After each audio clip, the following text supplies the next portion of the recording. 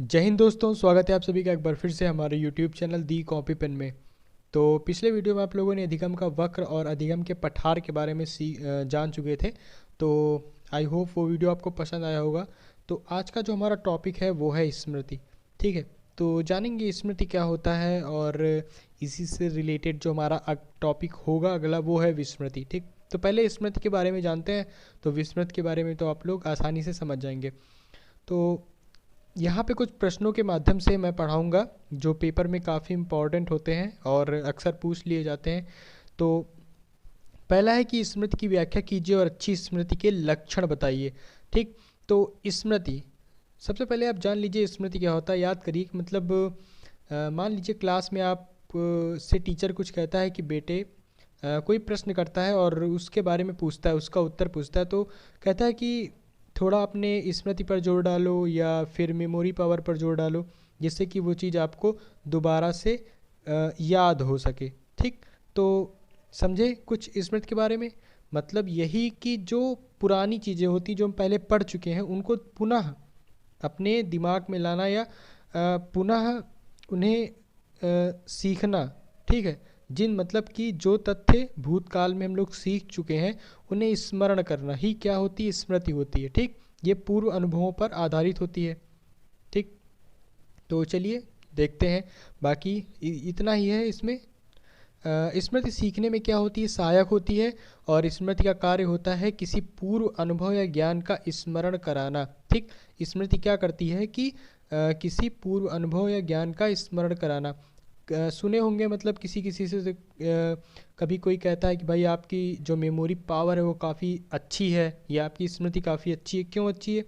क्योंकि आप पुरानी चीज़ों को उनके सामने बेहतर तरीके से रख सकते हैं। ठीक, तभी आपकी मेमोरी पावर या स्मृति अच्छी हुई है। स्मृति एक सामान्य शब्द है जिसमें धारणा, प्रत्यय, स्मरण, पहचान आदि क्रियाएं सम्मिलित होती हैं। व्यक्ति के दैनिक जीवन में स्मृति के चिन्ह चारों ओर दिखाई पड़ते हैं। स्मृति एक जटिल प्रक्रिया है। एक व्यक्ति अपने पूर्व अनुभव को अचेतन रूप से मन में संचित रखता है। आवश्यकता पड़ने पर व्यक्ति उसे चेतन में लाने का प्रयास करता है। ठीक, जो कुछ भी हम सीखते हैं वो चेतन मन में तो शुरुआत में रहता ही है, लेकिन जैसे जैसे टाइम बीतता जाता है उसके बारे में उस चीज़ को हम नहीं पढ़ते हैं तो वो अचेतन मन में चला जाता है। ठीक, पुनः जब हम वहाँ से अचेतन मन से उसको चेतन में लाने का प्रयास हम स्मृति के माध्यम से ही करते हैं। ठीक, क्योंकि अब हम अपने जीवन में काफ़ी चीज़ें पढ़ लिए हैं। ठीक, कितना भी आप क्लास 1 से या फिर नर्सरी केजी से पढ़ना स्टार्ट किए होंगे और क्लास 12 उसके बाद ग्रेजुएशन डीएलएड जो कुछ भी किए होंगे, तो इस दौरान आपने कितनी ही चीज़ें सीखी होंगी, तो आपको सब चीज़ें तो याद नहीं होंगी। ठीक, अगर कोई चीज़ आपके दिमाग से उतर गई है तो आप थोड़ा उस पर जोर डालेंगे कि ये चीज़ हमने पढ़ी हुई है, उसको स्मृति में लाने का प्रयास करेंगे, तो बस वही है स्मृति। ठीक, यानी अचेतन मन की जो बातें हैं जो अचेतन मन में संचित है उसको आवश्यकता पड़ने पर चेतन मन में लाना। ठीक, इतना आप समझ गए होंगे स्मृति के बारे में। तो वुडवर्थ महोदय कहते हैं कि जिन तथ्यों को भूतकाल में सीखा जा चुका है उन्हें स्मरण करना ही स्मृति है। ठीक, तो ये तो परिभाषा हो गई, परिभाषा आप लोगों ने समझ ली है। और वुडवर्थ जो कहते हैं ये आप इनमें से किसी एक की डिफिनीशन आप याद कर सकते हैं। अगर इससे इम्पैक्ट एक अलग मतलब अच्छा प्रभाव पड़ता है। जो कॉपी चेक करता है अगर पेपर में पूछ लेते हैं ये क्वेश्चन स्मृति किसे कहते हैं और आप किसी के अनुसार लिख देते हैं तो काफ़ी अच्छा माना जाता है। तो रॉस महोदय भी कहते हैं कि स्मृति एक जीवन अनुभव है जो पूर्व अनुभव की स्थितियों द्वारा निर्धारित होता है एवं दोनों के मध्य का संबंध स्पष्ट करता है। ठीक, और इसी प्रकार रायबर ने भी कहते हैं अपने अनुभवों को संचित करने तथा उन्हें पुनः चेतना में लाने की शक्ति जो होती है स्मृति कहलाती है। इसको आप रायबर्न वाला याद कर सकते हैं। ठीक, टेट वगैरह में भी पूछ सकते हैं। तो यहाँ पे स्मृति की व्याख्या हो गई और स्मृति की व्याख्या परिभाषा और जो वुडवर्थ या रॉस और रायबर्न के अनुसार जो थी यहाँ पे है। आप चाहें तो स्क्रीनशॉट लेकर भी पढ़ सकते हैं। तो इतना कुछ सीख चुके हैं, तो चलिए आगे चलते हैं। आगे जो प्रश्न है स्मृति के बारे में तो आप जान चुके हैं।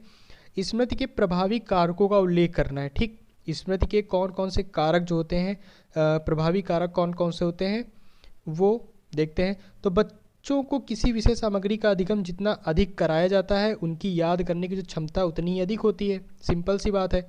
और अधिगम सामग्री की स्पष्टता, सरलता एवं सक्रियता भी स्मरण को महत्वपूर्ण ढंग से प्रभावित करती है। निरर्थक सामग्री की अपेक्षा सार्थक सामग्री बच्चों को जल्दी याद हो जाती है।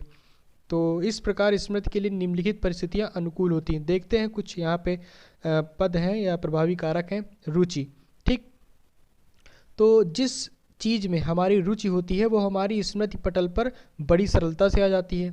ये खुद पर प्रयोग करके भी आप देख सकते हैं कि जिस चीज़ में आपकी रुचि होती है वो काफ़ी जल्दी आपके स्मृति पटल पर आ जाती है, यानी आपको जल्दी याद हो जाता है। अरुचिकर वस्तुएं विस्मृत होने लगती हैं। इसलिए कक्षा शिक्षण में किसी घटना या वस्तु के प्रति बच्चों में रुचि पैदा करना आवश्यक होता है। आगे है प्रेरणा, ठीक। तो बच्चों के अंदर जिस सीमा तक प्रेरणा होती है उसी सीमा तक वह किसी वस्तु या घटना को स्मरण करने में रुचि लेता है। मानसिक ताजगी या तत्परता, ये तीसरा पॉइंट है। तो यदि बच्चों में मानसिक ताजगी है, उसमें तत्परता है, तो निश्चित रूप से स्मृति की प्रक्रिया शीघ्र, सहज, स्थायी एवं सरल ढंग से होगी। इसके विपरीत दशा में स्मृति जटिल एवं थकानपूर्ण होगी, ठीक। तो और संबद्धता क्या कहता है कि यह धनात्मक एवं ऋणात्मक दोनों प्रकार की होती है। वर्तमान से अतीत को संबंधित कर इतिहास की घटनाओं को सरलतापूर्वक बच्चों को स्मरण कराया जा सकता है, ठीक। संबद्धता क्या है कि मतलब वर्तमान से अतीत को आप रिलेट करके इतिहास की घटनाओं को आसानी से बच्चों को स्मरण करा सकते हैं। जैसे अपने गांव के किसी व्यक्ति को देखकर गांव से संबंधित अन्य बातें भी याद आ जाती हैं, ठीक। आगे है शांतिपूर्ण वातावरण। शांतिपूर्ण, स्वस्थ एवं प्रसन्न वातावरण स्मृति के लिए बहुत ही सहायक है। ऐसे वातावरण में स्मरण गति तीव्र, सहज तथा सरल हो जाती है। यदि वातावरण अशांतिपूर्ण, कटुतापूर्ण रहता है तो इसका स्मृति पर विपरीत प्रभाव पड़ता है। इस कारण कक्षा शिक्षण रुचिपूर्ण एवं बाल केंद्रित होने पर पढ़ना या अपनी बातों को समझना सरल हो जाता है तथा बच्चे भी सरलता से उसे समझ जाते हैं। तो स्मृति के प्रभावी कार्यों का उल्लेख हो चुका है, ठीक। एकदम इजी है। रुचि, प्रेरणा, मानसिक ताजगी, तत्परता, संबद्धता, शांतिपूर्ण वातावरण। हमारा अगला प्रश्न है वो है स्मृति के विभिन्न अंग बताइए, या यूं कहें तो स्मृति के प्रकार, ठीक। तो स्मृति के अंग, स्मृति क्या है? एक शक्ति है जिसकी सहायता से मनुष्य समस्त अनुभव या संस्कारों को मन में धारण करता है, आवश्यकता पड़ने पर उसको पुनः स्मरण करता है। इस प्रकार व्यक्ति अपने पुराने अनुभव से लाभ उठाता है। मैकडूगल ने इसे मस्तिष्क की सामान्य धारण शक्ति के रूप में स्वीकार किया है। व्यक्ति इस शक्ति के द्वारा ही पुराने अनुभव से लाभ उठाता है और स्मृति के 4 अंग माने गए हैं। कौन कौन से? सीखना, धारण, पुनः स्मरण या पुनः चेतना, ठीक। और एक और है, वो क्या है? पहचान, ठीक। तो देखते हैं एक एक करके। सीखना, ठीक। तो गिलफोर्ड कहते हैं इसके बारे में कि किसी तथ्य को भली भांति याद रखने के लिए अच्छी तरह से सीख लेना आधे से अधिक युद्ध जीत लेना है। ये इंपॉर्टेंट है, गिलफोर्ड के द्वारा कहा गया कथन, इसको आप पढ़ सकते हैं। तो सीखना क्या है भाई? स्मृति के लिए सबसे पहले आपको तो सीखना पड़ेगा, कोई चीज़ आप सीखेंगे तभी तो याद रह पाएगी। तो वही कहता है सीखना, ठीक। और ये सीख कैसे सकते हैं भाई? सीखने के लिए कुछ बातें सहायक होती हैं, जैसे मस्तिष्क की ताजगी, बार बार अभ्यास को बार बार मतलब एक प्रकार से अभ्यास करना किसी चीज़ का, और विषय वस्तु को रुचिकर बनाना, विषय वस्तु को क्रिया से संबंधित बनाना, ठीक। तो सीखने के अंतर्गत ये बातें हैं। आगे देखते हैं धारणा, ठीक। धारण। तो मनोवैज्ञानिक धारण शक्ति को एक जन्मजात योग्यता मानते हैं। कुछ छात्रों की धारण शक्ति बाल्यकाल से अच्छी होती है, ठीक। और धारण शक्ति मस्तिष्क की वह शक्ति है जो व्यक्ति के मस्तिष्क में किसी संस्कार के ठहरने में सहायता करती है, ठीक। धारणा मतलब कोई चीज़ आपके दिमाग में कितने टाइम तक रह सकती है, ठीक। यह जन्मजात शक्ति और इसमें कोई परिवर्तन नहीं लाया जा सकता। जिस तथ्य के विषय में जितना ही अधिक चिंतन किया जाता है उस बात के संस्कार उतने ही प्रबल बन जाते हैं। शक्ति की धारण शक्ति युवावस्था में एक सी रहती है, परंतु यह 50 वर्ष की आयु के पश्चात कम होने लगती है। रटने का कार्य बाल्यावस्था में किया जा सकता है, वृद्धावस्था में रट करके अधिक याद नहीं किया जा सकता। धारण शक्ति को कुछ तत्व प्रभावित करते हैं, जैसे मस्तिष्क हो गया, स्वास्थ्य हो गया, रुचि हो गया, चिंतन हो गया, ठीक। तो ये बातें थी धारण के बारे में। आगे जो हमारा तीसरा पॉइंट है, पुनः स्मरण या पुनश्चेतना। इसके अंतर्गत क्या है कि व्यक्ति जब अपने मस्तिष्क में धारण किए गए अनुभवों तथा संस्कारों को नवीन परिस्थितियों में फिर याद करता है तो उसे हम लोग क्या कहते हैं? पुनः स्मरण, ठीक। पुनः स्मरण क्या है? मतलब कि जो आप चीज़ें याद कर चुके हैं उनको दोबारा से याद करना, बस वही है पुनः स्मरण। पुनः स्मरण वह शक्ति जिसके कारण धारण शक्ति से ग्रहण किए हुए संस्कार आवश्यकता पड़ने पर पुनः स्मरण हो जाते हैं। इस शक्ति के अनुसार अचेतन मन के विचार पुनः चेतना के धरातल पर आ जाते हैं। ठीक, और पुनः स्मरण मतलब यहाँ पे कुछ बातें लिखी हुई हैं उन पर भी निर्भर करता है, जैसे आत्मविश्वास। ठीक, किसी व्यक्ति को अपनी स्मरण शक्ति पर जितना अधिक विश्वास होता है उसे स्मरण शक्ति की हुई बातें उतनी ही अधिक याद रहती हैं। ठीक, आगे है मस्तिष्क की भावात्मक अवस्था। किसी तथ्य का स्मरण हो जाना व्यक्ति की भावात्मक अवस्था पर ही निर्भर करता है। संवेग मनुष्य की स्मरण शक्ति कम कर देते हैं, जैसे भय, क्रोध, शोक आदि की अवस्था में पुनः स्मरण करना संभव नहीं होता। ठीक, तो ये कुछ बातें थी। अब तीसरा है कि स्मरण करने का अभ्यास। तो प्रयास करने पर ही किसी तथ्य को स्मरण किया जा सकता है। जब व्यक्ति शांत बैठा होता है तो उसे मस्तिष्क में अनेक विचार आते जाते रहते हैं। इनमें से कुछ पुराने संस्कारों की पुनरावृत्ति होती है, परंतु इस प्रकार के पुनः स्मरण की कोई उपयोगिता नहीं होती। व्यवहार में आने वाला स्मरण वह होता है जो हम जानबूझकर प्रयत्न के द्वारा करते हैं। इस प्रकार के स्मरण में अवधान को केंद्रित करना पड़ता है। प्रायः बेकार की और अनुपयोगी बातें ध्यान में आती ही नहीं या आकर शीघ्र निकल जाती हैं। ठीक, अतः बालकों की स्मरण शक्ति बढ़ाने के लिए उनको अपने अनुभवों को कहने तथा लिखने के लिए प्रोत्साहित करना चाहिए। इससे बालकों की स्मरण शक्ति बढ़ती है, उनमें आत्मविश्वास की भावना जागृत होती है। बालकों को पढ़ाने की अपेक्षा अपने अनुभवों के विषय में चिंतन करने के लिए प्रेरित किया जाना चाहिए। आगे है अनुभूत बातों के आधार पर संबंध। जब दो अनुभवों या विचारों में संबंध होता है तो वह तथ्य आसानी से याद हो जाता है। ठीक, यह संबंध विचारों का संबंध कहलाता है। यदि एक विचार दूसरे विचार से संबंधित रहता है तो एक विचार के याद आते ही दूसरा विचार स्वतः याद हो जाता है। विचारों के आपस के संबंध निम्नलिखित 3 प्रकार के होते हैं: समीपता का संबंध, समानता का संबंध और विरोध का संबंध। ठीक, तो 3 बातें आप पढ़ चुके थे। आगे है यहाँ पे पहचान। ठीक, चौथी बात है पहचान। जो विचार हमारे मस्तिष्क में आते हैं उनकी पहचान करना भी आवश्यक होता है। रॉस महोदय कहते हैं कि पहचान हमारी सामान्य संचय शक्ति के प्रकाशन का प्रथम स्वरूप है, जिसे हम स्मृति कहते हैं।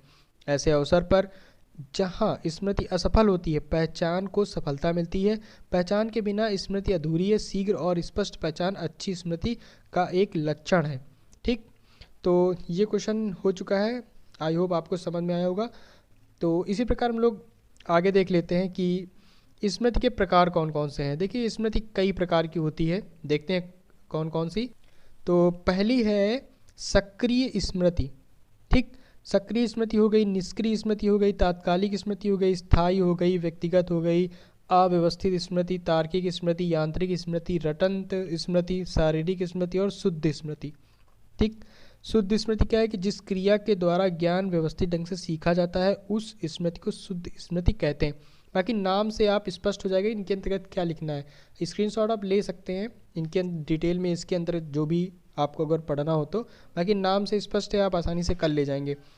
हम अपने अगले क्वेश्चन पर चलते हैं कि स्मरण करने की विधियाँ बताइए। ठीक, तो स्मरण आप कैसे कर सकते हैं, याद कैसे कर सकते हैं। एक तो होती है सक्रिय विधि। ठीक, जब किसी तथ्य या तथ्य को जोर जोर से उच्चारण करके याद किया जाता है तो यह स्मरण की सक्रिय विधि कहलाती है। इसे उच्चारण विधि भी कहते हैं। ठीक, बचपन में आप लोग क्या करते थे, जैसे ABCD याद करना हो या फिर पहाड़े याद करना हो तो आप लोग रट कर जोर जोर से उच्चारण करके पढ़ते थे ना, तो वही है सक्रिय विधि। निष्क्रिय विधि क्या है कि यह विधि सक्रिय विधि के ठीक विपरीत होती है। इस विधि से याद करने में विषय वस्तु को जोर जोर नहीं बोलना पड़ता। इस विधि में मन ही मन याद किया जाता है। जैसे जैसे हम बड़े होते गए तो इसी विधि को हम लोग प्रयोग में लाए। ठीक, निष्क्रिय विधि। अब कई चीज़ें हम लोग मन में ही पढ़ के याद कर लेते हैं। आगे है अविराम विधि। इस विधि में जब कोई विषय वस्तु याद की जाती है तो बीच बीच में रुका नहीं जाता, संपूर्ण पाठ एक ही समय में याद किया जाता है। उसी के आगे है विराम विधि। ठीक, तो विराम विधि अविराम विधि के ठीक विपरीत है। विराम विधि में पाठ कुछ समय का विराम देकर याद किया जाता है। किसी पाठ को स्मरण करने के लिए विराम विधि अधिक उपयुक्त मानी जाती है। वुडवर्ड कहते हैं कि विराम विधि से याद करने के सर्वोत्तम परिणाम होते हैं। ठीक, आप किसी पार्ट को आराम से रुक रुक कर याद करेंगे, समझ के याद करेंगे तो अच्छे परिणाम मिलेंगे, बजाय इसके कि आप उसे लगातार पढ़ते गए, याद करते गए। ऐसे ही आगे पूर्ण विधि है कि पूर्ण विधि में संपूर्ण पाठ अथवा उसका भाग एक ही बार में याद किया जाता है। उदाहरण के लिए जैसे किसी बालक को कहानी या कविता याद करनी है तो इस विधि के अनुसार संपूर्ण कविता या कहानी एक ही बार में याद की जाएगी।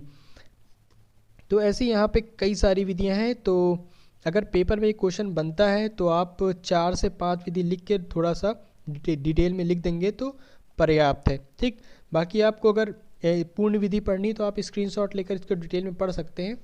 अगर इसको पढ़ाने बैठूंगा तो फिर वीडियो काफ़ी लंबी हो जाएगी, बोरिंग भी आपको लगने लगेगी।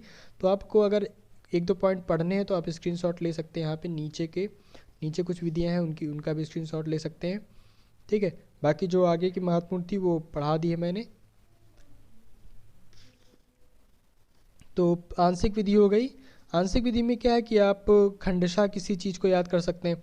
मिश्रित विधि हो गई। अभ्यास विधि क्या है भाई, बार बार दोहराकर। विचार साहचर्य विधि, प्रगतिशील विधि, रटने की विधि, ठीक है, रटने की विधि, और अभिप्राय स्मरण विधि, अभिप्राय स्मरण विधि। और यही इतनी टोटल यहाँ पे 12 विधियाँ लिखी हुई हैं। तो आप इनमें से 4 या 5 कोई भी आराम से याद कर सकते हैं, कोई प्रॉब्लम नहीं है। आगे भी कंठस्थीकरण की विधियाँ जैसे यहाँ पे दी हुई हैं।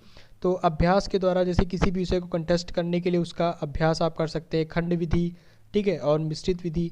ठीक, तो ये थी विधियाँ। तो इसी के साथ जो आज का हमारा टॉपिक था स्मृति, वहीं पे समाप्त होता है। तो आशा करता हूँ आपको ये वीडियो पसंद आया होगा और आप लोग को सीखने के लिए भी काफ़ी कुछ मिला होगा। तो मिलते हैं हम लोग अपने अगले वीडियो में। अगर आप चैनल पर नए हैं तो सब्सक्राइब ज़रूर कर दें।